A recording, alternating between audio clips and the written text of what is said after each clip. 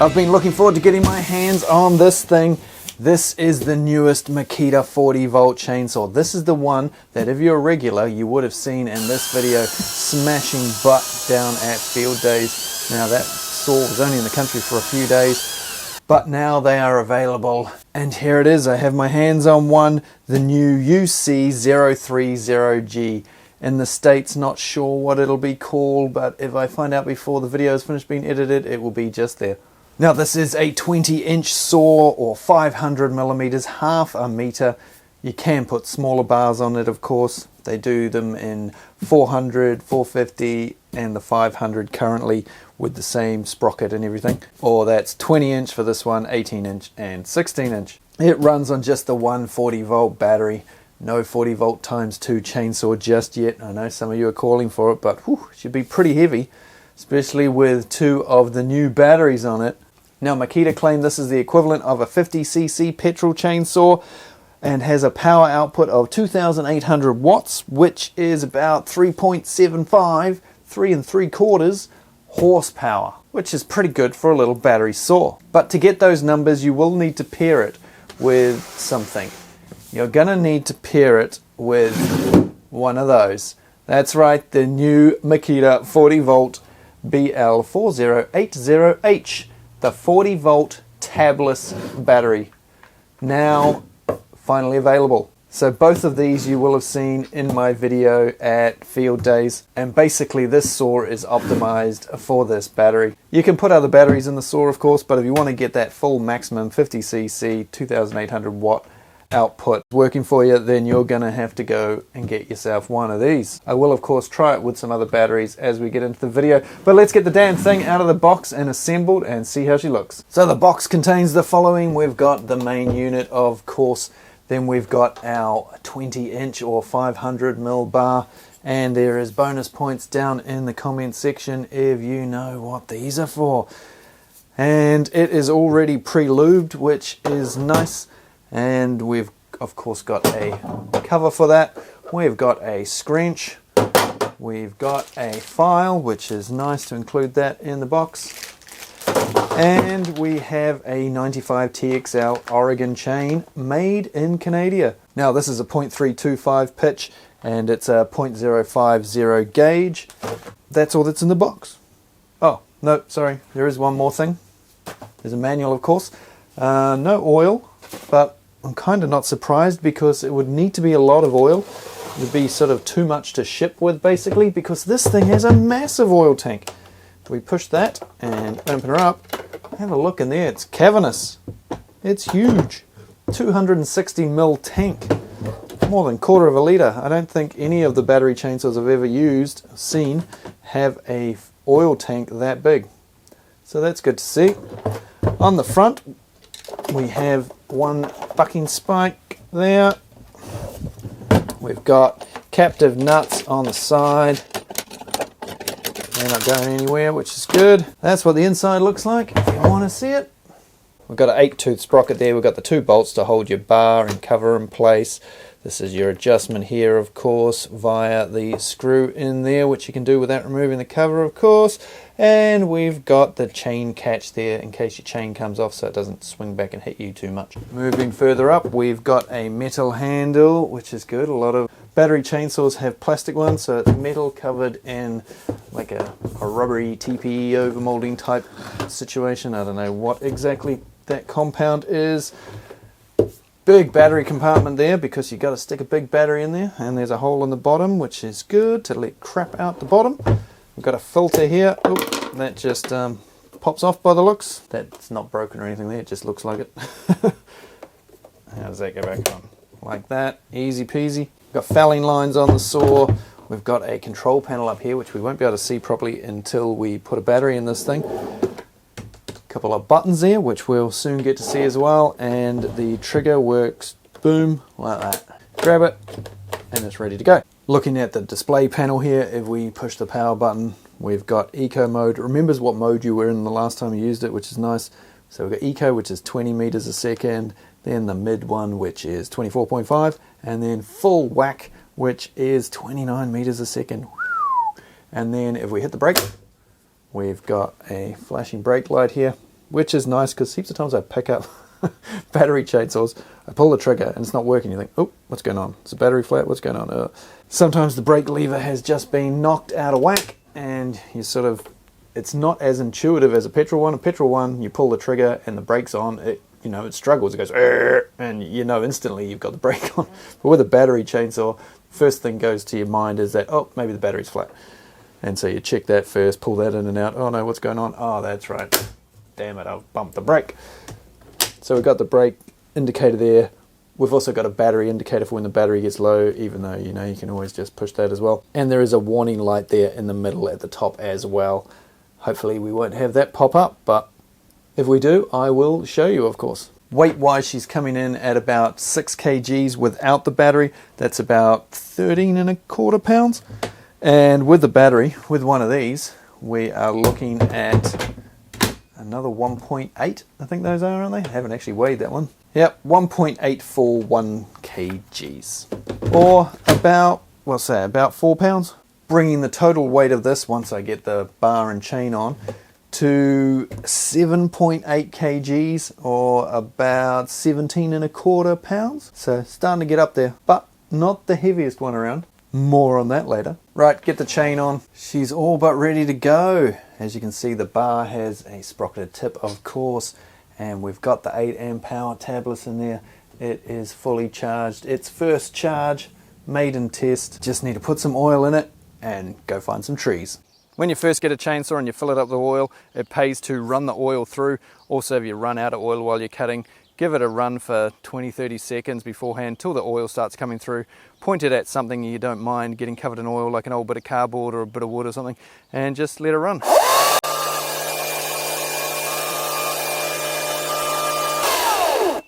As you can see, nice spray of oil there. There's plenty of oil on there now, ready to go and cut. Okay, maiden cut in eco mode. Let's do it.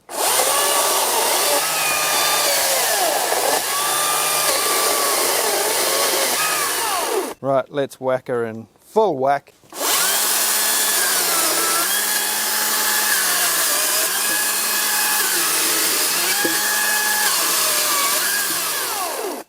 Okay, full whack, let's go. This is quite a hard log, this, even though it looks a bit rotten. She's pretty solid on the inside.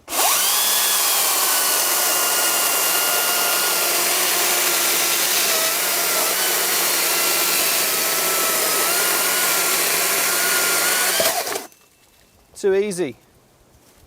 Let's put it on eco.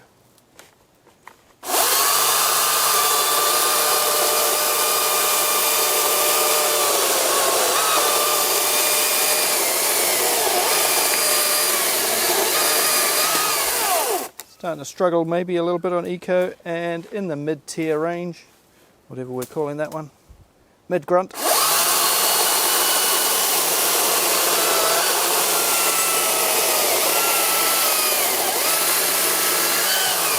And back to full gruntage.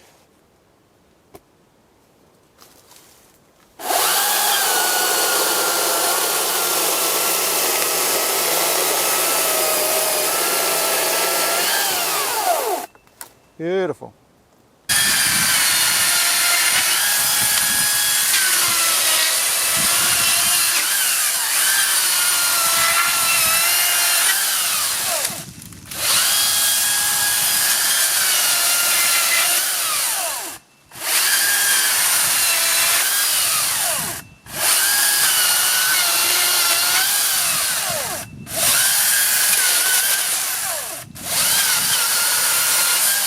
Okay, plunge cut with the Makita on full speed.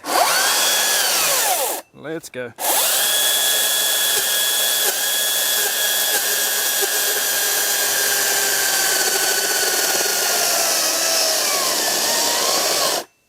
Oh, we stalled her. Hardly surprising.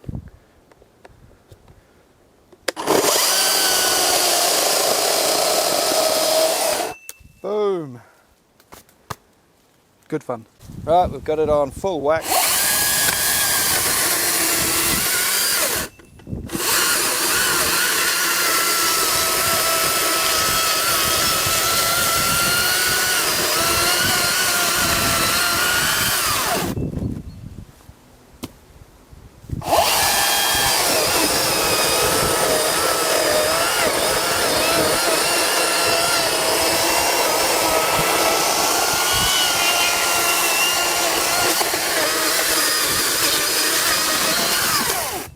So with all the cuts you've seen so far, plus a few more that no doubt didn't make it into the video, we are 1 bar down.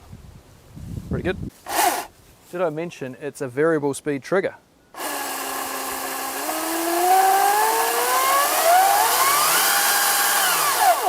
Right, let's have a crack at this. Okay, this might be the final shot of Tools and stuff.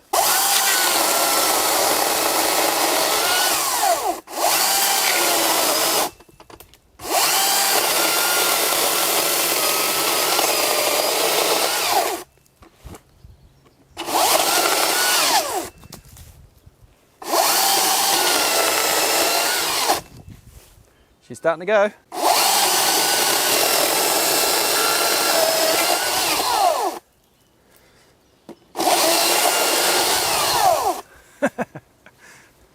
What are you going to do, you bugger? You're not going to go very far, are you?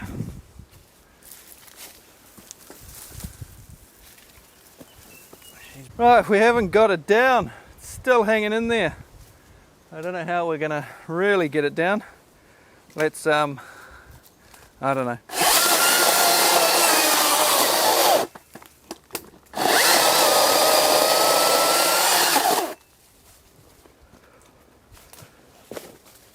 A lot of cobwebs in there. Oh, the expert tree fellas will be screaming at the fucking screen right now.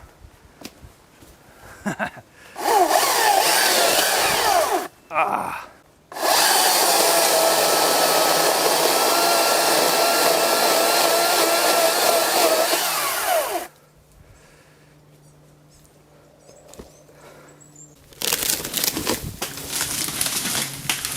It's a little more upright now. Okay, I am now going to check different battery types. So we're going to start with the one we've been using all along, which is the 8H in full whack.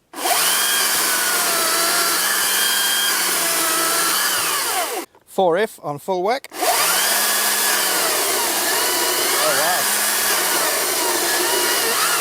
wow. Wow, you can really feel the difference there.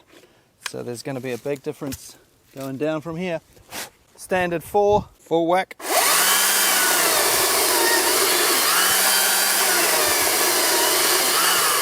So that works all right, but I had to go a bit slower. Now we're really beginning to push it, the 2.5. Doesn't sound too bad, just like that.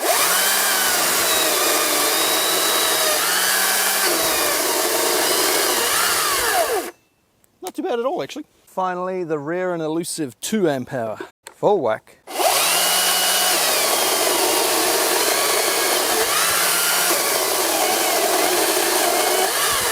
Struggling a bit.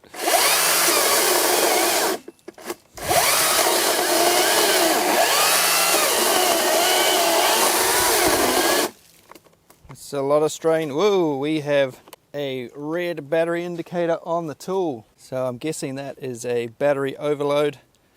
The battery is drained down to 2 bars already. Wow, it was of course fully charged. It's not hot on the outside anyway. Oh, she's going again.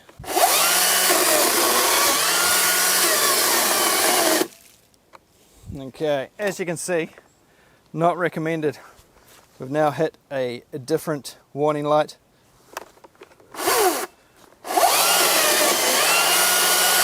This will kill it.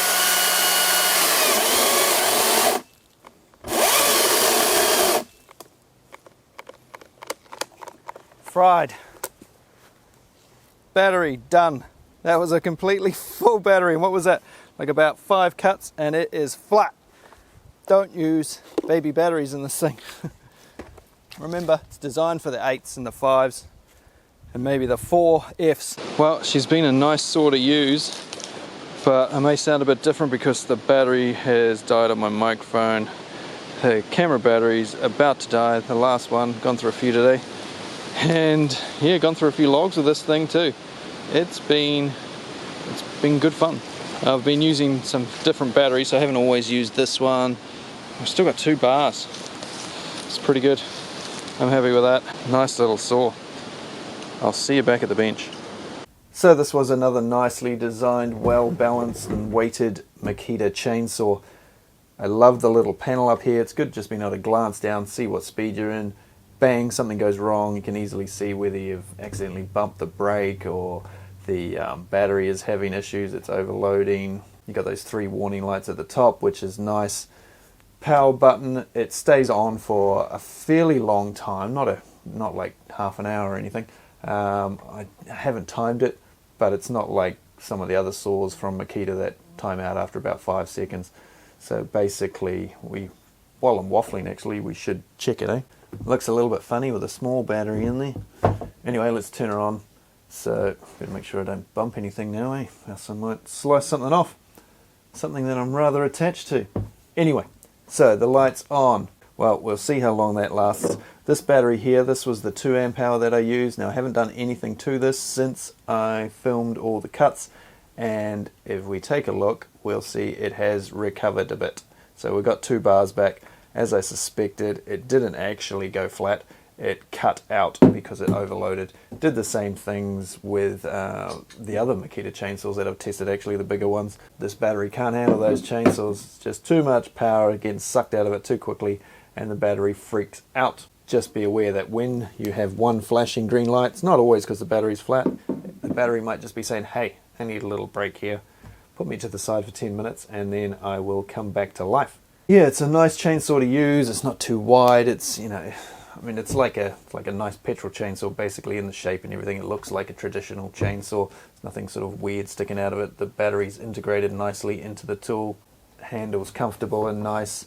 It is, of course, heavy. Depending on what battery you use and what sort of petrol chainsaw you're comparing it to and how much petrol it's got in it and stuff, you can be looking at sort of up to about 2 kgs difference, which is fairly significant, especially if you're lugging this around all day. I have to admit, after using it all day the other day, I did have a sore lower back. Nothing bad, but yeah, it was a little bit tiring using such a big heavy tool. So it is a very quick saw in that top speed. It blasts through things, but you've still got to be careful because it will stall quite easily. Like many battery chainsaws, they stall quite easily. But you don't really notice it too much if you just, you know, use the tool properly. I noticed it a lot more, of course, with lower amp hour batteries. They started to struggle a bit more, as you saw in the video. But with this new battery, which is what this tool is made to work with, they've sort of released these at the same time. I think that's a deliberate thing because, yeah, this is suited perfectly with this, and you need this to get the full maximum output out of this saw. And yeah, so these batteries, expect to see them a bit more on the channel shortly. I guess that's about it for now, but there may be another chainsaw video coming very, very soon, so keep an eye out for that, because I might be putting this one up against something else. So as you can see, that light's still going, so you know, it doesn't cut out too quick, and the power button's a nice easy place to just whack it again anyway if you do time it out. Oh, there we go, it's just timed out. Looking at the screen with my timer ticking on it, because it'll be different to what you've seen, because you've seen an edited version. Looks like it lasted 5 minutes. If you're sitting the tool down and wandering away from it for more than 5 minutes, it is good to have it cut out. You know, you don't want any kids or anything coming along and picking it up and giving it a play. Not that it's that hard to push a power button, I suppose. Anyway, we're not going to get into safety regulations. Thanks for watching, and I will see you on another chainsaw video. Well, let's do it this time tomorrow, eh? See ya.